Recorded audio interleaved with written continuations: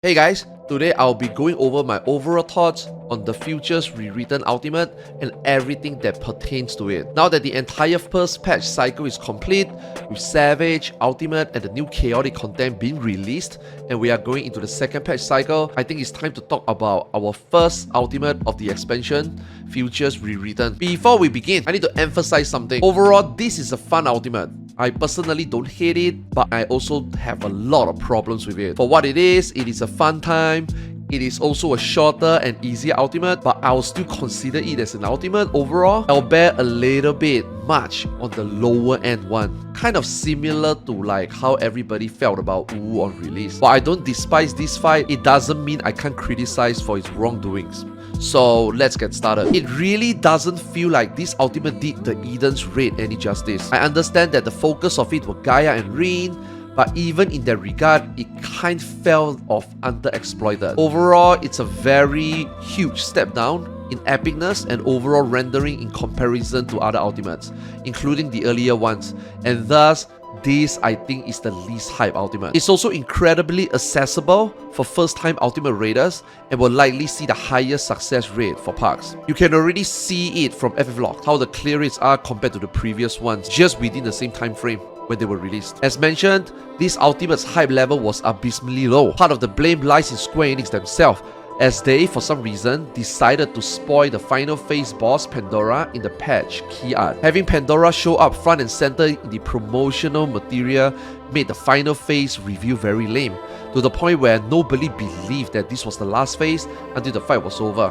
Like, what were they thinking? Every one of us think that there's one more boss, man. If you think back to the likes of Perfect Alexander or even Final Omega and even Ultima, can you imagine if they just straight up spoil them in the live letter weeks ahead of the Ultimate release? That wouldn't be hype, right? The puzzle of this fight also isn't really a puzzle. They mentioned that this Ultimate's puzzle is gonna be eye-opening, only to have the players solve it by complete accident on their first pass through its related phase. You simply have to break the light crystals during the end of P2 while leaving the dark ones untouched, which happened naturally because people didn't even have the DPS to break them anyway in the first place. It is so bad that it took days for people to even realize that that was the puzzle. We were initially thinking that, okay, the puzzle has to be in this phase. What is it? What is it? But that's it. That was the puzzle. And hell, I'm pretty sure that some people watching the video right now probably didn't even realize that, wait, there is a puzzle? You know, like what were they thinking? This puzzle was very underwhelming in my books. This ultimate overall also has the least amount of phases and the least amount of mechanics out of all ultimates, I think.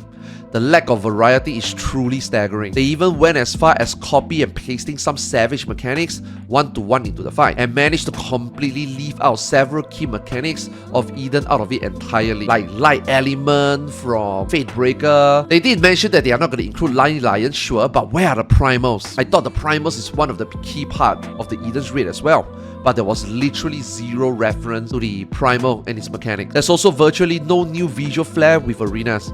DSR had a bunch of well-made custom arenas. Omega had a super cool final arena with the eye in the back. Hell, even Wu, the ultimate that relate to it most in difficulty, also had a fight that came out years ago. At this point, had the super cool final phase map that changed form as Ultima gained more power. This fight, nothing. Everything in this fight is just copy-pasta assets from the Savage and the normal mode of Eden's raid. The raid's name is also called Futures Rewritten, but what is even rewritten here? There's virtually no storytelling, which is so weird coming from the raid that came from the most story-centric expansion today. This ultimate is just Rin and Gaia throughout, with Mitron thrown in there, even without its very own form. Like I mentioned earlier, we really expected that there will be one more boss or one more phase after Pandora, you know? And when put up against DSR insane storytelling, with its alternate timeline playing into the whole separate timeline thing, or even Omega and Ultima's ascension to full power during their fights, or Alexander building itself into Perfect Alexander, now that is high. Really eye-opener the first time we see it, and that is a very good reimagining. What we got in this ultimate, on the other hand, kind of lame and underwhelming if you ask me. This minstrel imagination needs a serious reboot. Overall, this kind of ultimate difficulty and presentation would be acceptable to me if we actually had at least 3 ultimates per expansion. But as it is, if we are only gonna get an ultimate like this, and if our next ultimate is gonna be equal quality, then I feel like we are gonna be waiting too long to get kind of a subpar ultimate content in my opinion. This does and doesn't relate to the fight itself, but we gotta talk about the DPS check, man. The game's balance right now is in absolute shambles, and the main culprit is the same as we all know and also mentioned in my other video, Pictomancer. Square Enix and Yoshi P and the development team, whoever it is, for complete refusal to touch up the job since its release had thrown a serious wrench into the game's balance. And FRU clearly dearly paid for it. You can legitimately clear this fight week 1 with several damage down and even deaths. I'm mainly talking about proc groups. Obviously in Parks, it's still tight, DPS check is still tight, but man, if you don't even have a Pictomancer, good luck progging this fight in Parks. In conclusion, if you found the Savage Arcadia fun, you will probably also find this ultimate fight fun for similar reasons, and that's not much of a compliment. This won't be one for the history books and will definitely muddle the hype for ultimate future releases a little bit. This is not what me and many other ultimate raiders expected and all wanted. Sadly, I hate to say it, since I anticipated this, our Savage and Ultimate up till 7.1 are at its lowest point for endgame difficulty. Luckily, Chaotic kind of bring back a little bit.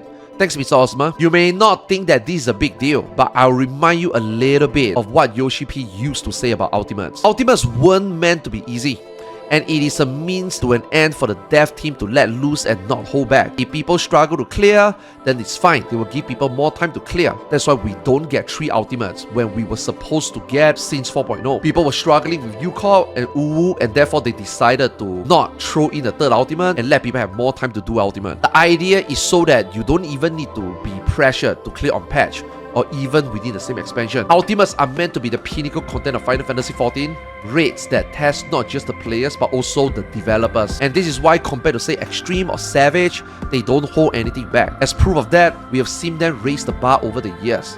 From the release of UCOP that surprised everybody into UWU and then T, and then just when we thought that it can't get better, they have DSR, and just when we thought it cannot get harder, we get top. And I want to emphasize, I'm not talking about the difficulty right now.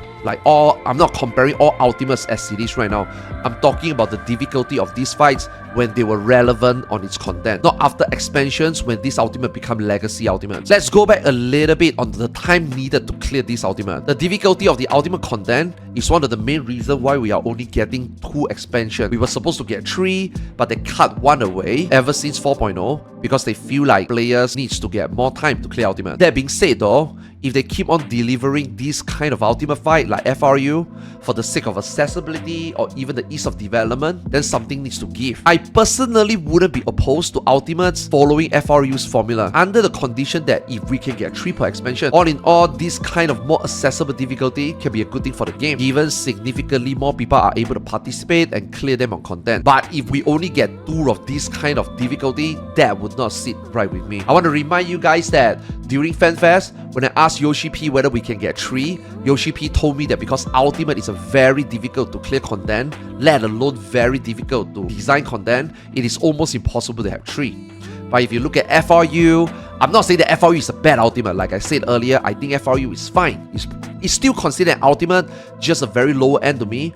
But this doesn't seem like it takes a lot of development time, and also obviously I think this is the easiest ultimate. So if we can get 3 of this, I don't mind. 2 of this, we gotta ask some questions. I personally already managed to clear this fight multiple times across all data centers, which is very telling. It hadn't even crossed my mind before to even attempt such a thing with any other ultimates. But given the difficulty of this one, simply jumping into Party Finder to get my clears was pretty easy, and without even filling in for statics or even helping my friends. Most of us are able to clear it in PF. This fight is chill, accessible, and very easy to keep control of. In a way, it kind of reminds me of how Savage used to be. I can see a lot of people leaning more towards the semi-hardcore to mid-core side, being very happy with the state of this ultimate, given that they will be able to participate and maybe even clear within a reasonable time frame. Again, before I go into my closing, I want to emphasize that I do not hate this ultimate. This is overall a very fun ultimate. I just have a lot of problems with it, and I do think that I need to ask a lot of questions regarding, is this like the blueprint of what future ultimate would be? Guys, thank you so much again for watching this video. Let me know what you think in the comment section below, and drop a like, subscribe if you want to see more videos like this. It took me a while to make this video, but I just wanted this whole patch cycle to complete before I make this video, so that we can go into the next Savage and then the next Ultimate, the next patch cycle with a blank state. Yeah, thanks so much for watching, man. I'll see you guys in the next one. Peace!